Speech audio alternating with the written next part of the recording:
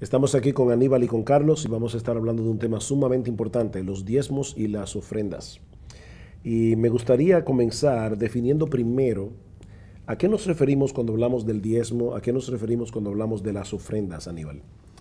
Bueno, creo que la Escritura menciona ahí los diezmos, literalmente se podría decir 10% de lo que el Señor ya te ha dado, separado para dedicarlo para la obra del Señor.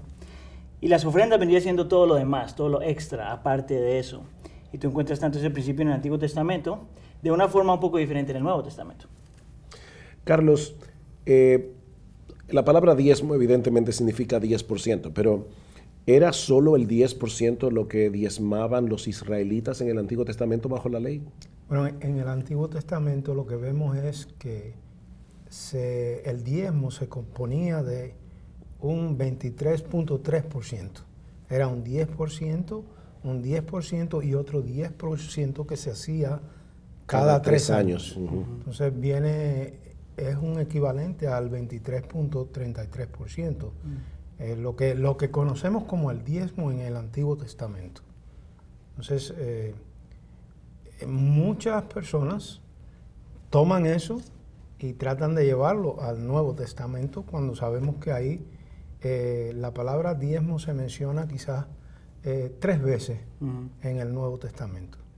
Y lo que propone como normativo el apóstol Pablo para la iglesia neotestamentaria es algo muy diferente a lo que se había establecido para el pueblo judío como algo que era tributario para un sistema que comprendía si se quiere, una teocracia, ¿no? Que es lo que había en el Antiguo Testamento, pero en el Nuevo Testamento es diferente, pero los principios del Antiguo Testamento aplican al Nuevo Testamento. Bueno, es diferente porque los cristianos vivimos en diferentes naciones y pagamos impuestos en las naciones donde vivimos. O sea que nosotros ofrendamos de nuestros ingresos para la obra del Señor, pero también pagamos los impuestos al gobierno. Ahora, Aníbal, la razón por la que hay tanta discusión con respecto al tema de si los cristianos deben, como algo obligatorio, dar el diezmo, es por el hecho de que el diezmo no aparece en el Antiguo Testamento a partir de Moisés. El diezmo es anterior. Nosotros vemos que Melquisedec dice que Abraham le dio todos los diezmos de lo que él obtuvo en aquella famosa batalla. Y algunos dicen, bueno, el diezmo es anterior a la ley. ¿Cómo debemos manejar el tema del diezmo en el sentido de obligación cuando estamos hablando del nuevo pacto? Bueno, para serte honesto, a mí no me gusta la palabra obligación, porque el nuevo pacto es acerca de todo menos de obligaciones. Sin embargo, pienso que el Nuevo Testamento hace énfasis más bien en el concepto de la generosidad. Por ejemplo, 1 Corintios 8, cuando habla de la iglesia de Macedonia, es este principio de tener un corazón generoso con los bienes materiales, con el dinero. Si estamos hablando del nuevo pacto, y esa es como la sombrilla que envuelve la generosidad, nosotros tenemos que mirar desde el punto de referencia a lo que el Señor Jesús hizo. El pasaje en donde nosotros decimos que nosotros éramos pobres, pero por su riqueza hemos sido enriquecidos. Por lo tanto, cuando hablamos del diezmo, en mi opinión, en el Nuevo Testamento, no estamos hablando de 10% necesariamente. Estamos hablando de este principio de tener un corazón generoso. Y de la forma que yo tal vez lo podría explicar es esto. Si tú eres una persona en necesidad, estás en una época en tu vida en mucha necesidad, a lo mejor 10% es realmente dar sacrificialmente. Pero si tú tienes mucho, 10% no es sacrificial. Por lo tanto, el principio de la generosidad debe ser lo que dicta la Iglesia Nueva Testamentaria, y por lo tanto, diezmo yo lo vería como el punto de partida para cualquier creyente.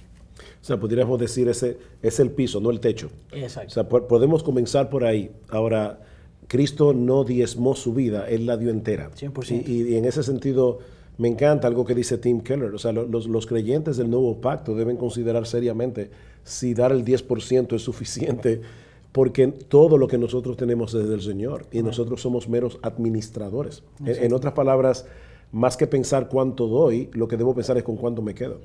Y hay un asunto de fe aquí, ¿verdad? No sé si, Carlos, si tú puedes añadir a esto, porque queremos tratar con el corazón de aquellos que nos escuchan. Como decía Aníbal ahora, si yo lo veo, bueno, si yo no doy el 10%, me va a caer un rayo del cielo. Al individuo que dice, yo tengo una gratitud en mi corazón y yo quiero dar todo para el Señor. ¿Qué comentarios tú pudieras añadir a ese tema de la generosidad del corazón para el que da? Yo quiero conectar eso con lo que representa el Evangelio para cada cristiano y conectarlo con el sacrificio de Cristo, lo que hizo Cristo por nosotros, cómo se entregó Cristo a nosotros y cómo nosotros debemos entregarnos. Si verdaderamente nosotros hemos abrazado el Evangelio, como debemos hacerlo cada uno de los cristianos, nosotros no debíamos tener tanto problema en ser generosos con nuestro dinero, porque en realidad, como decía el pastor, todo lo que hemos recibido es del Señor y todo ha sido por gracia. Entonces, si nosotros tenemos un concepto bien fundamentado de lo que es el Evangelio y la necesidad que tiene ese Evangelio de ser proclamado a todas las naciones, entonces nosotros vamos a dar gozosamente, como dice el apóstol Pablo, cada uno dé como propuso en su corazón, no con tristeza ni por necesidad, porque Dios ama al dador alegre. Si yo he abrazado el Evangelio, si yo reconozco que Cristo en la cruz me ha salvado gratuitamente, entonces yo tengo que estar gozoso de dar para que ese Evangelio sea proclamado y que otras personas sean salvadas. No debía ser una cuestión de 10%, no, al contrario, como decía el pastor, yo quisiera dar tanto que lo dé todo, porque Cristo es el ejemplo. Ahora, es sorprendente esa declaración, Dios ama al dador alegre, porque implica que el que da, lo da con deseo de dar, lo da con fe de que Dios va a suplirle para sus necesidades y lo da con la alegría de saber que está contribuyendo para la obra de Dios y dando de sí mismo como una señal de gratitud. Ahora, conectando esto del texto de 2 Corintios 9, Aníbal, con el tema del legalismo. Hay personas que dicen, bueno, si yo no le doy el diezmo a Dios, y usan el texto de Malaquías, estoy robándole a Dios y por lo tanto Dios me va a castigar, voy a recibir maldición. ¿Cómo nosotros podemos ayudar a los creyentes que están mirando esta entrevista para librarlos del legalismo y al mismo tiempo seguir estimulándolos a la generosidad? Sí, pues eso me lleva a mí a la cruz de Calvario. En realidad es, si nosotros tuviéramos que pagarle algo al Señor, a Dios, al Padre, ya Cristo Jesús lo pagó en totalidad. Por lo tanto, si es tratarse de ganarse a Dios por medio de la ofrenda, por medio del dinero, por medio de lo que sea, tú estás quitándole a lo que el Señor Jesús hizo en la cruz del Calvario a favor de su pueblo. Entonces, para una persona que está luchando con eso, si tú no puedes dar o estás dando para tratar de ganarte a Dios, tú todavía no has entendido lo que el Señor Jesús hizo por ti. Ahora, cuando tú entiendes que lo que el Señor hizo por ti fue suficiente, pasado, presente y futuro, eso lo que produce en ti es gozo, lo que podríamos decir el gozo de la salvación, y a la misma vez produce en ti un corazón radicalmente generoso, hasta el punto que tú puedes dar sabiendo que las cosas que estás dando, en este caso el dinero, no determinan quién tú eres, no determinan tu identidad, no determinan tu valor, por lo tanto lo puedes dejar ir y lo puedes dar.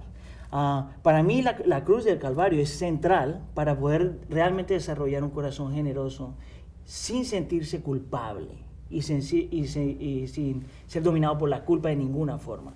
Entonces, no solamente es importante dar, es importante la motivación por la que das. Definitivamente. O sea, si tú estás dando para ganarte el favor de Dios, si tú estás dando para traer sobre ti la bendición de Dios o para que Dios te responda alguna petición en particular, que es una de las manipulaciones que usan los evangelistas de la prosperidad, sí, ¿verdad? Presionar al creyente a dar para que reciba algo de parte de Dios, esa persona está dando con un corazón equivocado. A mí me parece que es extremadamente peligroso, precisamente cuando ese es el mensaje, porque nosotros conocemos de gente que da, y da mucho, y da hasta el punto que no tiene nada.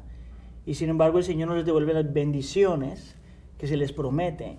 Entonces dañando el corazón, el carácter de un Dios que es dadivoso, pero que no necesariamente sus bendiciones vienen de esa forma, creo yo. Todas las bendiciones que nosotros recibimos de la mano de Dios, las recibimos únicamente por causa de Jesús. Amén. Por lo que Él hizo en la cruz del Calvario. Yo no puedo ganarme ni una sola de las bendiciones divinas. Amén. Yo no puedo ganarme el favor de Dios. Ahora bien, Dios ama al dador alegre.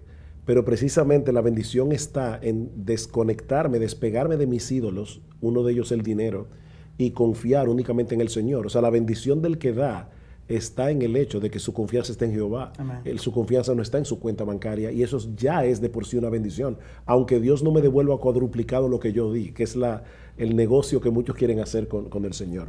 Bueno, gracias Aníbal y Carlos. Este es un tema, como decíamos al principio, extremadamente relevante, y más en el día de hoy, con la proliferación del Evangelio de la Prosperidad.